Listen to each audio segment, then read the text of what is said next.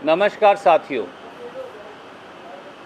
America की director national intelligence तुलसी Gabbard जी ने भी अब इलेक्ट्रॉनिक वोटिंग मशीन को लेकर जिस प्रकार की समस्याएं अमेरिका की सरकार की ओर से जाहिर की हैं, वो ईवीएम की विश्वसनीयता पर बहुत बड़ा सवाल खड़ा करता है।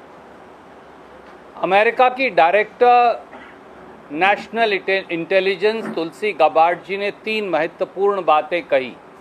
पहला, ईवीएम की जो मशीन हैं ये सारी हैकेबल हैं, यानी इन्हें हैक किया जा सकता है।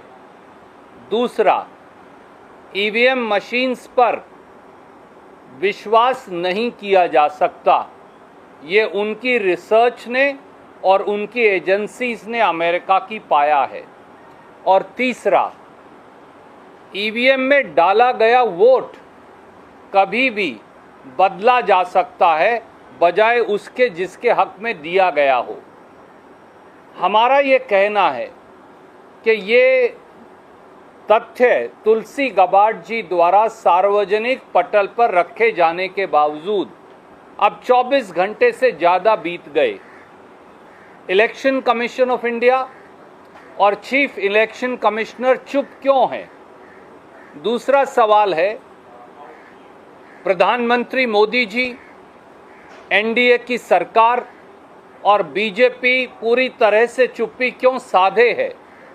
तीसरा सवाल है, सोर्सेस के द्वारा इलेक्शन कमीशन प्लांट करके ये कह रहा है कि ईवीएम बिल्कुल ठीक है, सामने आकर सीईसी ये बात क्यों नहीं कहते? चौथा सवाल, अगर ऐसा संशय वो भी अमेरिका की सरकार द्वारा जांच के बाद बिल्कुल सीधे सीधे साक्ष्यों के आधार पर ईवीएम की विश्वसनीयता को लेकर प्रस्तुत किया गया है, तो क्या भारत सरकार की और इलेक्शन कमीशन ऑफ इंडिया की जिम्मेवारी नहीं कि वो सारे साक्ष्य और तथ्य, वो सारे सबूत और जांच जो अमेरिका की सरकार ने जुटाए हैं उन सब को वो इकट्ठा करते और हमारी ईवीएम से उन सारे साक्ष्य की जांच करते और फिर किसी निष्कर्ष पर पहुंचते कि हमारी ईवीएम गलत है या ठीक? और पांचवी बात, अब ईवीएम का मामला सुप्रीम कोर्ट को क्या इसका सुओ मोटो संज्ञान नहीं लेना चाहिए, क्योंकि निष्पक्ष चुनाव बेसिक